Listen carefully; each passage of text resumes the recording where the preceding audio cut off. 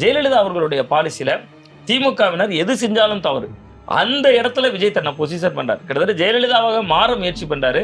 But Jayalalithaa அவர்கள் வீரியமா பேசுவாங்க, வீரியமா செயல்படுவாங்க. இந்த மாதிரி இருக்க மாட்டாங்க. அத்தனையும் ப்ரூஃபோட இருக்கு. ஓப்பன் பண்ண வச்சிடாதீங்க. எப்போ ஓப்பன் பண்ணணுமோ அப்போ கரெக்டாக எல்லாமே ஓப்பன் ஆகும். சிஎம் சொல்றாரு, நான் என்கிட்ட 3 ஃபைல்கள் என் கண்ணு முன்னாடி இருக்கு, 3 கோப்புகள் திமுக மேல உள்ளது இருக்கு, அதை நேரம் வரும்போது அவிழ்ப்பேங்காரு. இன்னைக்கு உதயநிதி ஸ்டாலின் அவர்கள் அதை அவிழுங்கிறாரு. நீங்க ஒரு சிஎம் அப்ப நீங்க ஊழல் பட்டியல் உங்க கண்ணு முன்னாடி வந்துருச்சுன்னா அதை ஏன் நீங்க பாதுகாத்து வைக்கிறீங்க? சட்டமன்றத்தை அமைதியா கொண்டு போங்க, இல்லைன்னா நான் இதை அவுத்துருவேன். அதான் அதுக்கு அர்த்தம். அதுக்கு பேர் அதிகார துஷ்பிரயோகம். தாவேக்கா அப்படி இழுக்கிறாங்க. ஆனா 75 ஆண்டு பாரம்பரியம் கொண்ட திமுகவும் அதற்கு உடன்படுறாங்க அப்படிங்கறதா எனக்கு தோன்றுது. சங்கி அமைச்சர் மன்னிக்கணும், மாண்புமிகு எரிசக்தித்துறை அமைச்சர் அவர்கள் பேசணும். இல்ல மாண்புமிகு பாத்ரூம்ல நீக்கிட்டீங்களா? மாண்புமிகு பாத்ரூம்ல 3 மணி நேரம் உட்கார்ந்து இந்த எதிர்க்கட்சி தலைவர் நான் சொன்ன சட்டமன்ற உறுப்பினர்களுக்கு அரசு வாங்கி வழங்கும் வாகனத்தை பராமரிக்கும் விதமாக வாகனத்திற்கு ஓட்டுநர், எரிபொருள், வாகன பராமரிப்பு உள்ளிட்ட செலவினங்களுக்காக மாதந்தோறும் ரூபாய் 75,000 வாகன படியாகவும். சட்டமன்ற உறுப்பினர்களுக்கு கார் அப்படிங்கிற விவகாரம், நீங்க சட்டமன்ற உறுப்பினர்கள் கார் இல்லாதவங்கள இன்னைக்கு யாருமே இல்லைங்க. நீங்க அந்த கோரிக்கை எழுப்பின காட்டுமன்னார் கோயில் விடுதலை சிறுத்தைகள் கட்சியினுடைய சட்டமன்ற உறுப்பினருக்கே கார் இருக்கு. இப்போ தமிழ்நாட்டில் யார் பாத்ரூம்ல எவ்வளவு நேரம் உட்காந்துருக்காங்க அப்படின்னு கண்காணிக்கிறதுக்கு ஒரு தனியாக அமைச்சர் வச்சிருக்கீங்களா? இது கிட்டத்தட்ட திமுக தாவேக்கா என்கிற ஒரு யுத்தமாகத்தான் சட்டமன்றம் போயிட்டு இருக்கு. மக்களுக்கு இதுல கடுகளவுல கூட பிரயோஜனம் இல்லாத ஒன்றாக அவையை மாத்திருக்காங்க. அந்த மாதிரி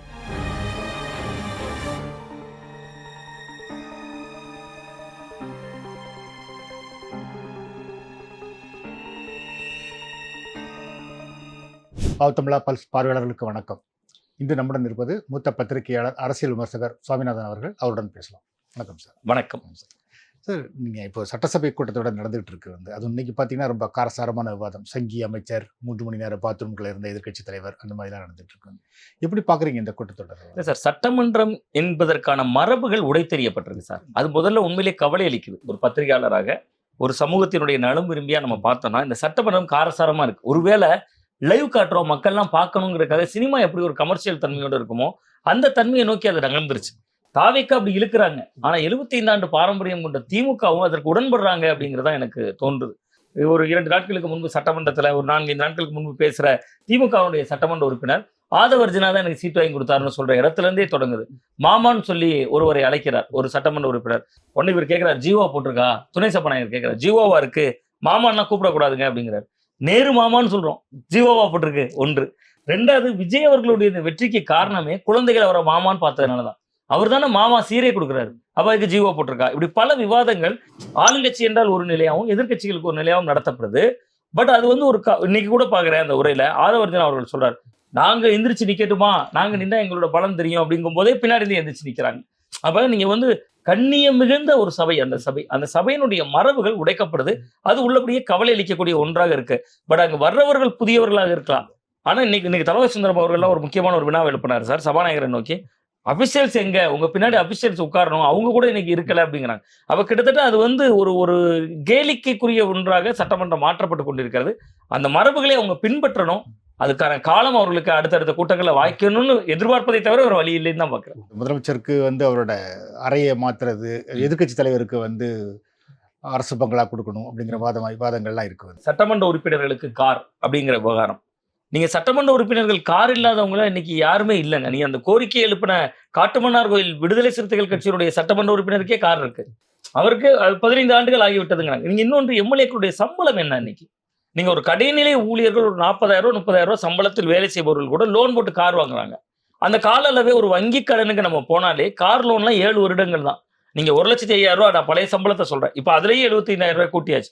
அப்ப 2 லட்சம் ரூபாய் பக்கத்துல உங்களுக்கு ஒரு ஊதியம் வருகிற பொழுது நீங்க மக்கள் பணி செய்ய விரும்பி தானே வர்றீங்க. நீங்க உங்களை யாரும் நிர்பந்திச்சு மக்கள் பணி செஞ்சே ஆகணும், நீங்க கார்ல தான் போகணும், எளிமைங்கிறத அதை கேள்விக்குறியாக்கிறோம் சார். முதல்ல இடதுசாரிகள் இன்னைக்கும் வருகிற இடதுசாரி எம்எல்ஏக்கிட்ட கார் இல்லாமல் இருக்கலாம். ஆனா அவங்க அந்த கோரிக்கையை வைக்கல. ஒரு விசிகாவிலிருந்து ஒருவர் வைக்கிறார் அப்படிங்கிறப்ப உள்ளபடியே இது ஏற்றுக்கொள்ளக்கூடியது இல்லை. இன்னொன்று, இன்னைக்கு சபையில நடந்தது நீங்க கேட்ட அந்த ஒரு விஷயம், ஆதவர்ஜன் அவர்கள் சொல்றாரு, நீங்க தான் பங்களா வேணும்னு கேட்டீங்க, அதுக்கான கடிதம் என்கிட்ட தான் கொடுத்தீங்க, நான் பொதுப்பணித்துறை அமைச்சர் அப்படிங்கிற. அது இருப்பதை கொடுப்பது, இது வந்து வாங்கி கொடுப்பது, ரெண்டுக்கும் வித்தியாசம் இருக்கு. நீங்க எதிர்க்கட்சி தலைவருக்கான அந்த பங்களா கொடுப்பது என்பது ஏற்கனவே நடைமுறையில் இருக்கக்கூடிய ஒன்று. அதை அவர் கேட்பதற்கு உரிமை இருக்கிறது, அதை கேட்டு வாங்குறாங்க ஒன்று. எம்எல்ஏக்களுக்கு சட்டமன்ற உறுப்பினர் அலுவலகம், இங்க தொகுதிக்குள்ள ஒரு அலுவலகம் இருக்கு, இங்க குடியிருப்பு இருக்கு, இதையெல்லாம் தாண்டி கார் கொடுக்கிறது அப்படிங்கிறது, நீங்க ஒரு பக்கம் என்ன சொல்றாங்க, 13 லட்சம் கோடி கடன் இருக்கு, இப்பொழுதும் கூட கடன் தான் வாங்கியிருக்கோம், பல திட்டங்களுக்கு பணம் தேவைப்படுது. நீங்க இந்த இவ்வளவு நெருக்கடிகளுக்கு மத்தியில தான் முதல்வர் அலுவலகம் இன்னொரு இடத்துக்கு போகுது, அதுக்கான ஒரு செலவு இருக்கு. ஒவ்வொன்றுக்குமான ஒரு செலவுகள்னு ஒரு கணக்கு இருக்குல்ல, அதை இது வந்து கேள்விக்குறி ஆக்கிரும். பட் கார் கொடுக்கலாம், நான் அதை மொத்தமாக நிராகரிக்க சொல்லல. உண்மையிலேயே பொருளாதார பின்புலம் யாருக்கு இல்லாமல் இருக்கு சார்? நான் உடைத்து சொல்வதாக இருந்தா சார், மாவட்ட செயலாளர்கள், தாவேகா மாவட்ட செயலாளர்கள் இருக்காங்க, எம்எல்ஏ கூட ஆகாதவங்க, அவங்களே இன்னைக்கு இன்னோவால தான் சார் போறாங்க. ரொம்ப வறிய நிலையில் இருந்தவர்கள் தான் மாவட்ட செயலாளரும் ஆனாங்க, ரொம்ப சாமானியர்கள் தான் மாவட்ட செயலாளர் ஆனாங்க. நண்பன் ஒருத்தர்கிட்ட பேசும்போது சொன்னான், எங்க மாவட்டத்துக்கு மாவட்ட செயலாளர் வந்து சாதாரணமா ஒரு 4-5 பேரோட சேர்ந்து பெயிண்ட் அடிக்கிற வேலை செய்து கொண்டிருந்தாரு, இன்னைக்கு அவர் இப்போ 15 நாளுக்கு முன்னாடி இன்னோவா கிறிஸ்டா வாங்கியிருக்காரு அப்படின்னாரு. அப்ப அரசியல் என்பது வேறு ஒன்று. இங்க இந்த நேரத்தில் எம்எல்ஏக்களுக்கு காரு, அது நீங்க வந்து ஒரு புதிய எம்எல்ஏக்கள், அதுல சிறப்பாக செயல்படுபவர்கள் அப்படின்னு கொடுக்கலாம். இன்னைக்கு கூட விவாதம் ரொம்ப, அதுல கூட ஒரு சூடு பிடிச்சு போனேன் சார். உள்ளாட்சி மன்ற பிரதிநிதிகளுக்கு ஏற்கனவே கலைஞர் காலத்துல இருந்தே கொடுக்குறாங்க, யூனியன் சேர்மன் போனோம், ஊராட்சி மன்ற தலைவர், பெருந்தலைவர் அப்படிமோ ஊராட்சி ஒன்றியத்துல, அவங்களுக்கெல்லாம் கூட கார் கொடுக்குற மரபு இருக்கு. அது மாதிரி எம்எல்ஏக்களுக்கு கொடுக்குறோங்க. நீங்க அபிடேவிட் பார்த்தாலே தெரிஞ்சிருது தேவையா தேவையில்லையான்னு. 234 பேர்ல 180 பேருக்கு மேல கார் இருக்குங்கிறது அபிடேவிட்லேயே சொல்லியிருக்காங்க. ஸோ அப்படி இல்லாதவர்களுக்கு கொடுக்கலாம். நீங்கள் இல்லாதவர்களுக்கு கொடுக்குறப்பதான் நீங்க செய்கிற திட்டங்களுக்கே பலன் கிடைக்கும். விஜய் அரசு இதெல்லாம் அனாவசிய செலவுகள் தான் செய்யறாங்கிறத தான் பார்வையாகும். மாணவர்களே ஒரு இடத்துல போராடி இருக்காங்க, வந்து எங்களுக்கு வகுப்பறை இல்லை அப்படின்னு போராடி இருக்காங்க. இந்த மாதிரி ஒரு சூழல்ல வந்து இந்த மாதிரி ஒரு கார் மாதிரி செலவழிக்கிறது, இல்ல முதலமைச்சருக்கு அறையை மாத்துறது, இந்த மாதிரி செலவுகளை கூட்டிட்டு போறதை வந்து எப்படி பாக்குறீங்க? மக்கள் எப்படி பார்ப்பாங்கன்னு நினைக்கிறீங்க? இல்ல, மக்கள் வந்து சார், தேர்தலுக்கு முன்பு நம்மளுடைய விவாதத்திலே நான் குறிப்பிட்டிருக்கேன், விஜய் அவர்கள் மீதான ஒரு அலை இருக்கு. என்னதான் இருந்தாலும் திமுக அதிமுக மிஞ்சி அவருடைய அலை இருக்கு. தேர்தலுக்கு முன்பே நான் பதிவு செய்தவன். எப்பொழுதுமே களத்துல மக்கள் பக்கம் நின்று பார்க்கக்கூடிய தன்மையோடு தான் நான் அதை சொன்னேன். இப்பொழுது நான் மக்கள் கிரவுண்ட்ல நம்ம பாக்குறப்ப, நேற்று வரை விஜய் அவர்கள் மேல ஆன்டி இன்கம்பன்சின்னு ஒண்ணு கிடையாது சார். இன்னைக்கு அது இயல்பாகவே உருவாயிருக்கு. நீங்க வேற எந்த கால்குலேஷனையும் விட்டுருங்க, நீங்க எந்த கணக்கும் புதிய கணக்கு எடுக்க வேண்டாம். நாம் தமிழர் கட்சியில 8% ஓட்டு இருந்தது சார், அது இன்னைக்கு 4% ஆயிருக்கு. அந்த 4% தமிழ் தேசியத்துக்கான ஓட்டு, மிச்சம் இருந்த 4% சீமான் மாற்று என்று பார்த்து ஓட்டு போட்டவங்க. அந்த 4% விஜய் தான் ஈர்த்திருக்கிறார். அப்ப அந்த மாதிரி மாற்றுன்னு வந்தவர்கள், நீங்க என்னடா இங்க எம்எல்ஏக்களுக்கு காருங்கிறாங்க, நம்ம இன்னும் சைக்கிள்ல போயிட்டு இருக்கோம். 2 வீலர் லோன் கட்ட முடியாம சார், நீங்க ஊராட்சி கிராம பகுதிகளெல்லாம் போய் பாத்தீங்கன்னா 2 வீலருக்கு லோன் கட்ட மாட்டான், பைக் அச்சீவ் பண்ணிட்டு போயிடுவாங்க. அவன் அவ்வளவு அழுது புலம்பான். மகளிர் சுயஉதவி குழு பெண்கள் 10,000 ரூபாய் 20,000 ரூபாய் கடன் கொடுத்துருப்பாங்க. அந்த சிறு குறு மைக்ரோ ஃபைனான்ஸ் நிறுவனங்களா இருக்கும், இன்னைக்கு பெரிய வங்கிகளே கூட அவங்களுக்கு கடன் கொடுக்குது. அதுல பணம் கட்டலன்னு வீட்டு வெளியில இருந்து அவ்வளவு கத்துவாங்க. நீங்க திடீர்னு ஒரு எம்எல்ஏக்களுக்கு டியூவும் கிடையாது, ஒண்ணும் கிடையாது, ஒட்டு மொத்தமா 234 பேருக்கு கார் கொடுப்பேன். நான் என்ன கேட்கிறேன் சார், திமுக இன்னைக்கு வேண்டான்ட்டாங்க, அதுவும் அரசியல் தான். இன்னைக்கு திமுக நீங்க வேண்டான்னு சொல்றதும் கம்யூனிஸ்டுகளும் வேண்டான்ட்டாங்க. இடதுசாரிகளை பொறுத்த வரைக்கும் சார் எம்எல்ஏக்கு பஸ் பாஸ் இருக்கு சார், எம்எல்ஏக்களுக்கு பேருந்துகள்ல இலவசமா போலாம். அதை இன்னைக்கு திமுகவே பேசலையே சட்டமன்றத்துல. நீங்க இந்த மாதிரி எல்லாம் எம்எல்ஏக்கள் இவ்வளவு தூரம் செய்யக்கூடாது, இவ்வளவு தூரம் அலையணும்னு நீங்க நினைக்கிறீங்க. இப்படி அலைவதற்காக தான் யாருடைய ஆட்சி காலத்துல நாங்க இலவச பேருந்து அட்டை கொடுத்துருக்கோம் அப்படின்னு சொல்லலாமே. அந்த மாதிரியான விவாதங்களே வைக்க மாட்டாங்களே. எங்களுக்கு கார் வேண்டாம், ஒன்னு அவங்க கம்யூனிஸ்டுகள் நீங்க சொல்ற மாதிரி, இடதுசாரிகளும் கூட கார், இடதுசாரிகள்ல காரே இருக்காது சார். செல்லசாமி ஜெயிச்சார் பப்பனாபுரத்துல, அவர்கிட்ட மாவட்ட செயலாளர் இருக்கும்போது சிபிஎம் கட்சிக்கான காரை அவர் பயன்படுத்தினார். இப்ப கூட அவர்கிட்ட கார் இருக்க மாதிரி தெரியல எனக்கு. ஸோ அப்ப அது மாதிரியான நபர்கள் வந்து இன்னைக்கு எதிர்க்கிறாங்க. விஜய் என்னன்னா, அவருக்கு ஒரு நம்மளை வந்து எல்லாரும் கொண்டாடக்கூடிய இடத்துக்கு நகர்த்தணும். அந்த சட்டமன்றத்தில் இன்னைக்கு பாத்தீங்களா, கல்லானை பேசுறாரு சட்டமன்ற உறுப்பினர், எங்களுக்கு ஒரு பெரிய ஸ்கிரீன் கட்டுனீங்கன்னா சிஎம் சிரிக்கிறத நாங்க பார்த்துக்கிட்டே இருப்போம். கிட்டத்தட்ட ஜனநாயகன் ஃபர்ஸ்ட் ஷோ பாக்குற மாதிரி அவர் பேசுகிறார். அப்ப அவருக்கு வாக்களித்த பல ஆயிரம் மக்களுடைய குரல் அங்க பேசணும். இங்க துரதிருஷ்டவசமா இந்த நிர்மல்குமார் ஆதவர்ஜுனா சார், இவங்க 2 பேரும் பேசுறத இதுக்கு முன்னாடி நம்ம கடந்த கால சட்டமன்றம் பார்த்திருப்போம். அந்த மரபுகள்லயே சபாநாயகர் அதிகமா ஆளுங்கட்சியினருடைய வார்த்தையை வெட்டி திருத்தல் இந்த முறைதான். ஸோ இதெல்லாம் புதிய கல்ச்சர். கார் கொடுப்பது என்பது முதல்ல எதிர்பார்க்கக்கூடியவர்களுக்கு வேண்டுமானால் கொடுக்கலாம். உடனே ஆதவர்ஜுனா அவர்கள் அந்த அடுத்த செகண்ட்ல ஒரு ஜீவோ போட்டுக்கிறார். அது வந்து யாருக்கு தேவை இருக்கிறோ அவங்க அப்ளை பண்ணுவாங்க. எம்எல்ஏக்களுக்கு கார்னா எம்எல்ஏக்களுக்கு கார் தான். நீங்க அது வந்து கர்நாடகா ஆந்திரா எம்எல்ஏக்களுக்கு பேசல, தமிழ்நாட்டு எம்எல்ஏக்களுக்கு பேசியிருக்கீங்க. அப்ப எம்எல்ஏக்களுக்கு கார்னா எம்எல்ஏக்களுக்கு கார் தான். அதற்குள்ள ஒரு விளக்கம் கண்டுபிடிப்பது என்கிற ஒரு நிலையில அவங்க போறாங்க. இது கிட்டத்தட்ட திமுக தாவேகா என்கிற ஒரு யுத்தமாகத்தான் சட்டமன்றம் போயிட்டு இருக்கு. மக்களுக்கு இதுல கடுகளவுல கூட பிரயோஜனம் இல்லாத ஒன்றாக அவையை மாத்திருக்காங்க. அந்த மாதிரி. சபாநாயகர் கட் பண்ண வேண்டிய நிலைமை இருக்கு அப்படின்னு சொல்லி. ஆனா நீங்க ஏற்கனவே அது லைவ்ல இருக்கிறதுனாலயோ நம்ம தெரியல வந்து ஆமா. சபாநாயகர் நீக்கப்பட்டா கூட அது ரீல்ஸா வெளியே வந்துருது. ஆமா. ஸோ இன்னைக்கு அதை உதயநிதி கூட சுட்டி காட்டியிருக்காரு வந்து. ஸோ இது வந்து ஒரு அவசியமில்லாத ஒரு நடவடிக்கை ஆயிடுச்சுன்னு நினைக்கிறீங்களா? ஆமா சார், நிச்சயமா. இது வந்து உங்களுக்கு நேரலை செய்யப்பட வேண்டும் என்பது நெடுங்கால கோரிக்கை. சட்டசபை காட்சிகள் நேரலை செய்யப்படும்னு திமுக கடந்த காலங்களில் வாக்குறுதி எல்லாம் கொடுத்தாங்க. உங்க நேரலை கொடுக்குறாங்க. அங்கதான் பிரச்சனையே தொடங்குது. நீங்க சொன்ன மாதிரி அவை குறிப்பிலிருந்து நீக்கப்பட்டது. அன்னைக்கு ஒரு அருமையான வாதம் வந்துச்சு. பொய் என்பதை அவையில பயன்படுத்தக்கூடாது. உண்மைக்கு புறம்பாக ஒரு விளக்கம் சொல்லப்படுது. ஆனா அது பொய்ன்னு சொன்னதே பதிவாயிருச்சு. நீங்க சொன்ன மாதிரி அது ரீல்ஸ்ல போயிருச்சு, இன்ஸ்டால ஓடிருச்சு, எல்லாமே பண்ணிருச்சு. பட் அது தாவேக்காவுக்கு சாதகமான அம்சமாவும் அது இருக்கு. நீங்க சபாநாயகர் நீக்கிறது அவை குறிப்பு தான். இங்க மக்களோட மனக்குறிப்புல பதிவாயிருது ஒன்னொன்னும். அது திமுகவை டேமேஜ் பண்ணணும்னு நினைத்தும் செய்யலாம் ஒருவேளை. பட் ஆனா இது வந்து சபாநாயகர் ரொம்ப அழகா கொண்டு போறாரு சார். நான் கூட எதிர்பார்க்கல அவர் இந்த அளவிற்காக இந்த சபையில வந்து சில விஷயங்களை அவர் பண்ணுவாரு அப்படின்னு. ஏன்னா சொந்த கட்சியினராக இருந்தாலும் முன்ன வராதிங்கிறாரு, எழுந்து பேசாதீங்கிறாரு. அது போன்ற விஷயங்களெல்லாம் அவர் வந்து ரொம்ப ஒரு தராசு முள் மாதிரி தான் நிற்கிறார். பட் என்னன்னா கொஞ்சம் அந்த தாவேக்கா சாயல் இருந்தாலுமே கூட அவர் ஓரளவு நன்றாகத்தான் சபையை கொண்டு போறாரு அப்படின்னு தான் நான் பாக்குறேன். இதெல்லாம் தவிர்க்கப்படணும் சார். முதல்ல இந்த ஆதவர்ஜன் அவர்கள், நிர்மல்குமார் அவர்கள், இவர்கள்லாம் ஆளாளுக்கு ஒரு பெருங்கருத்துக்களை சொல்லிக்கிட்டே இருக்காங்க. அது கொஞ்சம் தவிர்க்கப்படும். இன்னொன்னு சார், எம்எல்ஏக்களுக்கு கலைவாணர் அரங்கத்தில் வச்சு 2 நாள் பயிற்சி முகாம் நடந்தது. 2 நாள் பயிற்சி முகாமுக்கு எவ்வளவு செலவு செய்யப்பட்டிருக்கும். அப்ப நீங்க பயிற்சி முகாம் மூலமா என்ன கற்றுக் கொடுக்கப்பட்டது அல்லது என்ன கற்றுக்கொண்டார்கள், அந்த ஒரு இடம் காலியா தானே இருக்கு. ஸோ அப்படி பல கேள்விகளும் முரண்களும் இருக்கு. ஆக்கப்பூர்வமா மக்கள் பிரச்சனையை விவாதிக்கிறோம் சார். சிஎம் சொல்றாரு, நான் என்கிட்ட 3 ஃபைல்கள் என் கண்ணு முன்னாடி இருக்கு, 3 கோப்புகள் திமுக மேல உள்ளது இருக்கு, அதை நேரம் வரும்போது அவிழ்ப்பேங்காரு. இன்னைக்கு உதயநிதி ஸ்டாலின் அவர்கள் அதை அவிழுங்கிறாரு. நீங்க ஒரு சிஎம் வந்து அப்ப நீங்க ஊழல் பட்டியல் உங்க கண்ணு முன்னாடி வந்துருச்சுன்னா அதை ஏன் நீங்க பாதுகாத்து வைக்கிறீங்க? சட்டமன்றத்தை அமைதியா கொண்டு போங்க, இல்லைன்னா நான் வந்து இதை அவுத்துருவேன். அதான் அதுக்கு அர்த்தம். அதுக்கு பேர் அதிகார துஷ்பிரயோகம். அது தவறு. அண்ணாமலை சொன்னார்ல, அதுவும் அதிகார துஷ்பிரயோகம். அண்ணாமலை என்ன சொன்னார்? இதை தாவேக்கா அமைச்சர்கள்லாம் பேச ஆரம்பிச்சிட்டாங்க அங்கங்கே, ஏன்னா எல்லா ஆடியோவும் என்கிட்ட இருக்கு. அதுவும் விஜய் அவர்கள் சொல்றதும் ஒரே ஸ்டாண்டுன்னு நான் பாக்குறேன். உதயநிதி ஸ்டாலின் கேட்கிறாரு, ஆதாரம் இருந்துச்சுன்னா அதை எடுத்து வைங்க அப்படின்னு கேட்கிறாரு. ஆதாரம் தான் எடுத்து வைங்கன்னு கேட்கிறாரு. அதே நேரத்துல தான் இந்த அரசு வந்ததுலேருந்து பல பேர் மேல லஞ்ச ஒழிப்பு போலீசார் சோதனையும் நடக்குது.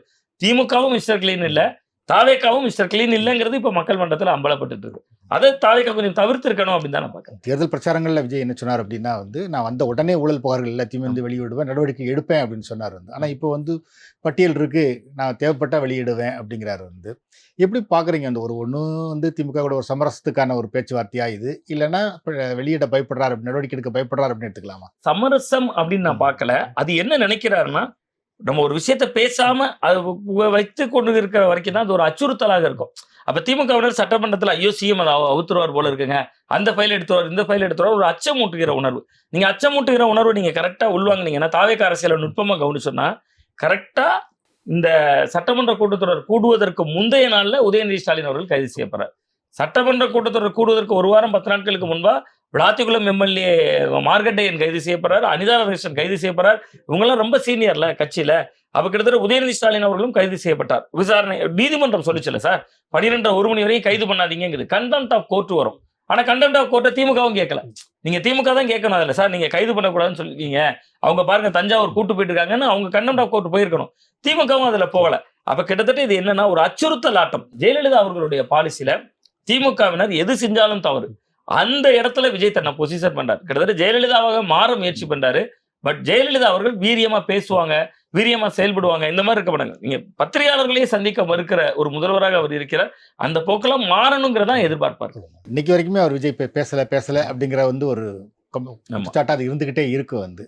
அவங்க சைடுல வந்து பேசாம நாங்க செயல்பட்டா போதாதா அப்படின்னு சொல்றாங்க. பேச வேண்டிய தேவை இருக்குல்ல சார். நீங்க டெல்லியில போறீங்க, மோடி அவர்களை சந்திக்கிறீங்க முதல்வரான அப்படின்னா, டெல்லி இல்லத்துல வைத்து அது எப்பேற்பட்ட முதல்வர்களாக இருந்தாலும் சந்திக்கிறது அகில இந்திய அளவுல ஒரு கவனம் குவிக்கக்கூடிய நம்முடைய மாநில பிரச்சனைகளை கவனம் குவிக்கணும். இந்த அமித்ஷா வந்தாரு, அமித்ஷா முன்னாடி பேசுறீங்க, என்ன பேசணுங்கிற குறிப்புகள் வந்து நமக்கு இரவு கொடுக்கப்படுது ஊடகங்களுக்கு.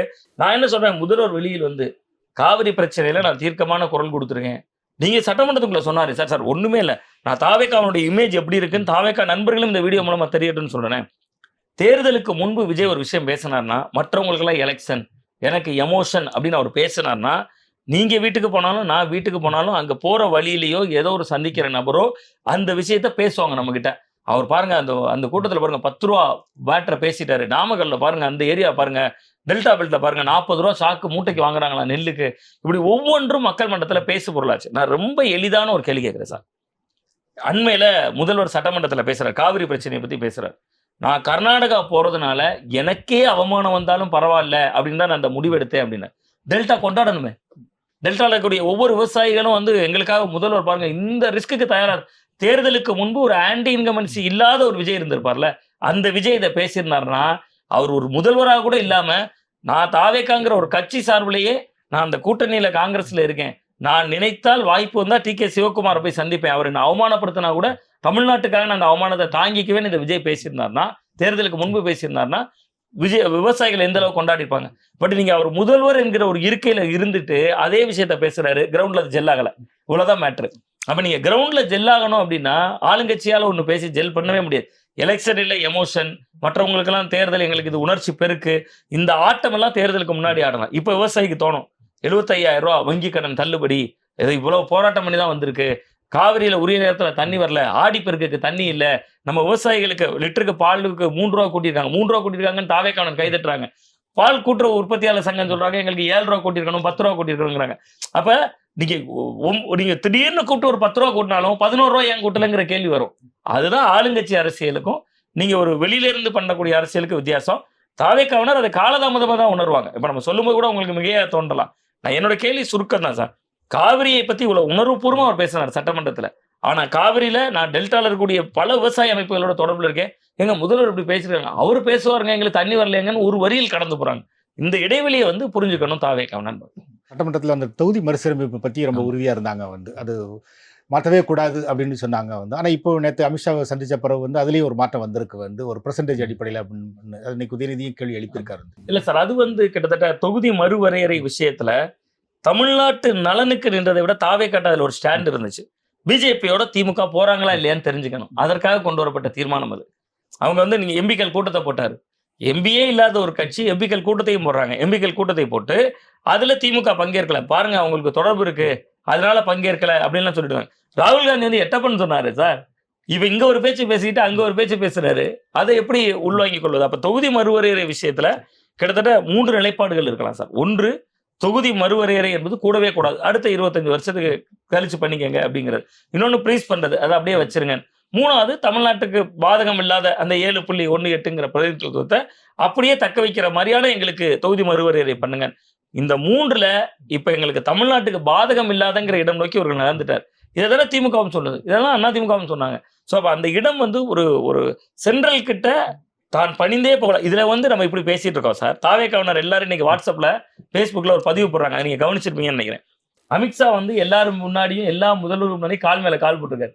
சிஎம் இதுல மட்டும் அவர் கால் போடாம இருக்காரு, அவ்வளவுதான் வித்தியாசம். கால் மேல கால் போட ஒரு மனிதர் எவ்வளவு நேரம் இப்படியே போட்டிருப்பாரு. இன்னொரு நபர் சந்திக்க வரும்போது அவர் கொஞ்சம் கால் ரிலாக்ஸ் பண்ணி இப்படி கூட வைத்திருக்கலாம், அல்லது அது விஜய் அவர்களை கொண்டு பயந்து வைத்திருக்கிறார் என்று கூட தாவேக்காவினர் நினைத்துக் கொள்ளலாம். அப்ப இதை கூட அவங்க பேசு பொருளாக்குறாங்க. அப்ப எது தொகுதி மறுவரையறை பத்தி பேசுறாங்க? அப்ப தொகுதி மறுவரையறைக்கு மாற்றா விஜய் முன்னாடி மட்டும்தான் அவங்க அவர் கால் மேல கால் போடல, அமித்ஷாவே வந்து ஆடி போயிட்டாருங்க அப்படிலாம் பதிவுகள் வருது. ஸோ அப்போ ஒன்றை இன்னொன்றால் வெல்வது அப்படிங்கிறது தாவேக்காவுக்கு கைவந்த கலையா இருக்கு. நான் அதான் சொல்றேன், அரசியலாக அவர்கள் ரொம்ப தேறி இருக்காங்க. நம்ம திமுக அதிமுகவை விட அவர்கள் ஒருபடி முன்னதான் நிக்கிறாங்க. அதை திமுக அதிமுக தான் புரிஞ்சுக்கிற மறுக்கிறாங்கிறத பார்வை.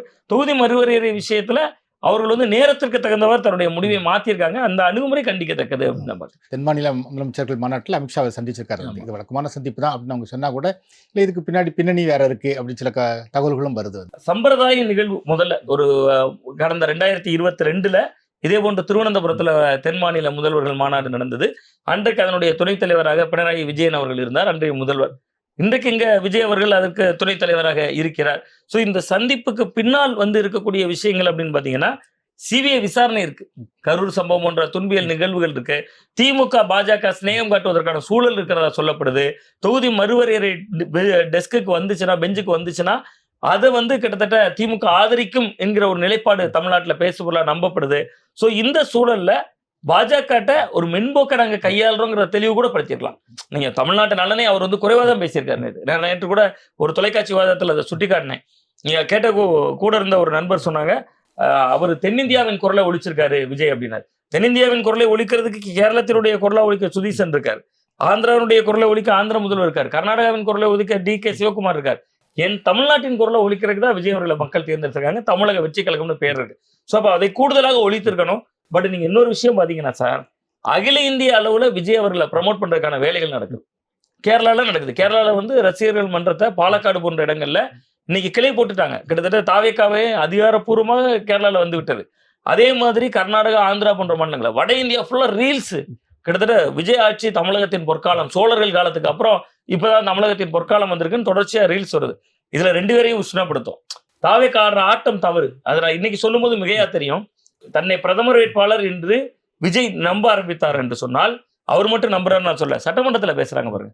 அடுத்து பிரதமர் தமிழகத்திலிருந்து உருவாவார். ஆதவர்ஜனா பேசினார். இன்னொரு கில்லி சரத்துன்னு நினைக்கிறேன், அந்த அமைச்சர் போன்றவர்கள் சொன்னாங்க. ஜோசியர் வேற சொல்லியிருக்காரு. ஜோசியர் ஏற்கனவே ரத்தன் பண்டிட் சொல்லியிருக்காரு. ஜோதிடர் கூட ஒரு அரசியல் சார்பற்ற, நான் ஒரு பொதுவாக நான் ஜோசியத்தை பார்த்தேன். அவர் தனுஷை கூட சுயமா வரணும்னு விட்டுருக்காரு. அடுத்த தேர்தலில் திமுக இருக்காது, தனுஷ் வெர்சஸ் விஜய்னு மாறிடும் அப்படிங்கிறார். அதை கூட 6 இடம்னு எடுத்துக்கலாம். நீங்க இது வந்து சட்டமன்றத்துல எல்லாம் பேசுறீங்க. ஆதவர்ஜனா பேசினாரு, கில்லி சரத் போன்றவர்கள் சொல்றாங்க. ஸோ அப்ப இந்த விஷயங்கள் எல்லாம் நீங்க உன்னிப்பா பாக்குறப்ப பாஜகவை இது உஷ்ணப்படுத்தும். 1. 2வது, ராகுல் காந்தியை இது எவ்வளவு டேமேஜ் பண்ணும். அடுத்த தமிழகத்திலிருந்து ஒரு பிரதமர் வருவார்னா, ராகுல் காந்தி ஒருவேளை தன்னோட தலைமை சரியில்லை, 15 வருஷமா தோத்துக்கிட்டே இருக்கோங்க, இந்த தடவை இந்த பேச கொண்டு முன்னே நிறுத்துவோங்கிற இடத்துக்கு தயாராயிட்டாருன்னா, மாணிகன் தாகூர் சொல்றாரு, என்னையும் கூட தாங்க பிரதமர்னு சொல்றாங்க, நான் வந்தாலும் வாழ்க பிரதமர் வாழ்கன்னு தான் கோஷம் போடுறாங்க, இதெல்லாம் அரசியலை உற்சாகப்படுத்த சொல்றதாங்கிற. அப்ப சட்டமன்றம் துதிபாடும் கூட்டமாயிருக்கா அப்படிங்கிற கேள்வியும் இதுல எழுது. அப்ப இவங்களுடைய இலக்கு, கனவு எல்லாமே தாவேக்கா தமிழ்நாட்டுல முதல்ல தடம் பதிக்கணும். வாக்களித்த மக்களுக்கு நிறைய செஞ்சிருக்காங்க, நான் மறுத்தளிப்பும் செஞ்சிடல. ஆனா நான் இன்னைக்கு சொல்றேன் சார், இப்ப நம்ம பேசுறது ஆகஸ்ட் மாசம், நவம்பர் மாசத்துல நான் முன்கூட்டியே சொல்றேன், நம்ம நவம்பர்ல நான் சென்னை வந்தேன்னா நம்ம இன்னொரு வாரத்துல கூட அது விவாதிப்போம். நவம்பர் மாதம் இப்ப நம்ம பாக்குறத விட உஷ்ணமான ஆன்டி இன்கம்பன்சியை விஜயை சந்திப்பார். அதுக்கு நான் ஒரு காரணம் மட்டும் இப்ப நான் சொல்லிடுறேன். 813 கோடி ஒதுக்கி இருக்காங்க. தாலிக்கு தங்கம் ஒன்று இவர்கள் கொடுக்கக்கூடிய அண்ணன் சீர் திட்டம் 813 கோடி ஒதுக்கி இருக்காங்க. இன்னைக்கு 1 பவுன் தங்கத்தினுடைய விலை 1 லட்சம் ரூபா. நான் 1 லட்சத்தை தாண்டி விட்டது, செய்கூலி சேதாரம் நான் சேர்க்கல. ஏன்னா தங்க நாணயமாக தான் கொடுக்க போறாங்க, ஒரு பட்டுப்புடவை. அப்போ 1 கோடி ரூபா இருந்துச்சுன்னா நீங்க 100 பேருக்கு கொடுக்கலாம். இந்த 813 கோடியை வச்சு 8130 பேருக்கு கொடுக்கலாம். நீங்க கண்ணை மூடிட்டு யோசிச்சு பாத்தீங்கன்னா, உங்க ஊர்ல இந்த வருஷத்துல எத்தனை கல்யாணத்துக்கு நீங்க போயிருக்கீங்கன்னு எண்ணி பாத்தீங்கன்னா, நானும் நீங்களும் ஒரு 30-40 கல்யாணம் போயிருப்போம். அப்ப தமிழ்நாடு முழுவதும் ஒரு 40,000 60,000 கல்யாணம் நடக்கும். ஆனா கிடைக்க போறது 1800 பேருக்கு. அந்த திட்டம் செப்டம்பர் மாசம் வருகிற பொழுதுதான் பயனாளிகள் யாரு, அளவுகோல் என்ன அப்படிங்கிற ஒரு விகிதாச்சாரம் வரும், ஒரு ஆன்டி இன்கம்பன்சி வரும். 2வது மிக முக்கியமா அண்ணன் சீர் திட்டம் மாதிரி நீங்க வந்து மோதிரம் கொடுக்கக்கூடிய திட்டம், தாய்மாமன் தங்க மோதிரம் திட்டம் இன்னும் தொடங்கல. அதனால அதை அறிவிச்சு தாவேக்காவினர் போஸ்டர் பிளக்ஸ் எல்லாம் வைக்க முடியுது.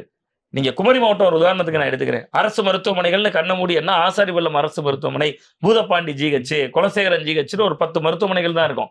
தனியார் மருத்துவமனைகள் பார்த்தீங்கன்னா ஒரு 300 மருத்துவமனை இருக்கும். அரசு மருத்துவமனை எல்லாம் சேர்ந்து ஒரு 30 பிள்ளைங்க பிறக்கும் ஒரு நாளைக்குன்னா, தனியார் மருத்துவமனையில் 300 பிள்ளைங்க பிறக்கும். ஐயோ எங்க அண்ணன் என்னைய பிரிச்சு வச்சுட்டாரு பாருங்க, எங்க அண்ணன் அந்த வீட்டு பிள்ளைங்க கிடைச்சிருச்சு, எனக்கு கிடைக்கல, இப்படி நிறைய முரண்கள் வந்து ஆட்சியின் மீதான விமர்சனங்களை இனி வரும் காலத்துல தான் வரும். ஸோ இந்த நேரத்தில் அகில இந்திய அரசியல்ல கவனம் செலுத்துனாங்கன்னா தாவேக்காவை பலவீனப்படுத்திட்டு தான் பார்த்து. இந்த வீடியோஸ்ல நிறைய வந்து இப்போ மோடி மிரண்டு விட்டார், அமித்ஷா அரண்டு விட்டார்ங்கிற மாதிரி எல்லாம் பேசுறாங்க வந்து. ஆனா நிறைய ஃபேக் அப்படிங்கிற மாதிரியும் தகவல்களும் வருது வந்து. ஆமா ஆமா ஆமா இல்ல, அது நிறைய பொய்யான தகவல்கள் தானே வருது அதுல. பட் அந்த கால் மேல கால் போட்டிருக்கக்கூடிய ஒரு விஷுவலை மட்டுமே வைத்துக்கொண்டு, அதான் நான் சொல்றேன்ல சார், நீங்க இன்னைக்கு வந்து இணைய வாரியர் அப்படிங்கக்கூடியதுல திமுக அதிமுகவை விட விஜய் அவர்களுக்கு அந்த ஒரு கிரேஸ் இருக்கு. அது வந்து கடுகளவும் கிரவுண்ட்ல குறையல. நான் தான் சொல்றேன், இவ்வளவு 100 நாட்கள் இந்த ஆட்சியில விஜய் அவர்கள் மேல மாற்றம் வரலங்கிற விமர்சனம் இருக்கே ஒழிய மக்கள் கடுகளை கூட நம்பிக்கை இழக்கலாம். அவங்க என்னைக்கு செஞ்சிருவாருங்க, அதெல்லாம் 5 வருஷம் இருக்குல்ல செஞ்சிருவாரு அப்படின்னு பார்க்கக்கூடிய ஒரு பார்வையும் இருக்கு. நீங்க சொல்ற மாதிரி இது வந்து நிறைய பொய்யான தகவல்கள் வருது, ரீல்ஸ் வடிவத்துல, யூடியூப்ல, அதுல இதுலன்னு வந்துகிட்டே இருக்கு. இதுக்கு தடை போட வேண்டியது யாரு, தாவேக்காவினர் தான். அவங்க அதை வந்து ஒன்றும் செய்யாத போது நீங்க செய்தியாளர்கள்ட்ட தொடர்புல இருக்கணுங்க. இருந்தா தானே இந்த மாதிரியான பொய் தகவல்கள் தடுக்கப்படும். கரூருக்கு போறாரு, அரசு பணி வழங்க, உள்ள பணியாணை வழங்குறப்ப பத்திரிகையாளர்கள் அனுமதி இல்லை. தொழில் முதலீட்டாளர் மாநாடு நடக்குது. தொழில் முதலீட்டாளர் மாநாட்டில் நம்ம உள்ள போனாதான் எந்தெந்த நிறுவனங்கள்ல எவ்வளவு உள்ள வரப்போகுது வருவாய், வரக்கூடியதில் எவ்வளவு வேலை வாய்ப்பு கொடுக்க போறாங்க, முதலீடு எவ்வளவு. நீங்க சார் MOU புரிந்துணர்வு ஒப்பந்தம் நீங்கள் நானும் இப்ப போடலாம், நான் நிதி ஒதுக்கினாதானே செயல்பாட்டுக்கு வரும். ஸோ அப்போ அதில் உண்மைத்தன்மையெல்லாம் தெரியணும்னா செய்தியாளர்கள் களத்துக்கு போவாங்க, நிறைய விசாரிப்பாங்க, சோர்ஸ் எடுப்பாங்க. ஸோ அது மாதிரியான விஷயங்கள் தொடர்ந்து மறுக்கப்பட்டே வருதுல்ல. இந்த இடங்கள்லாம் இடைவெளிகள் விமர்சனம் தான், இது எதுவுமே குறை சொல்லலை. இதெல்லாம் அவர்கள் சரி செய்தால் நன்றாக இருக்குங்கிறதா பார்வையா இருக்கு. ரொம்ப நன்றி.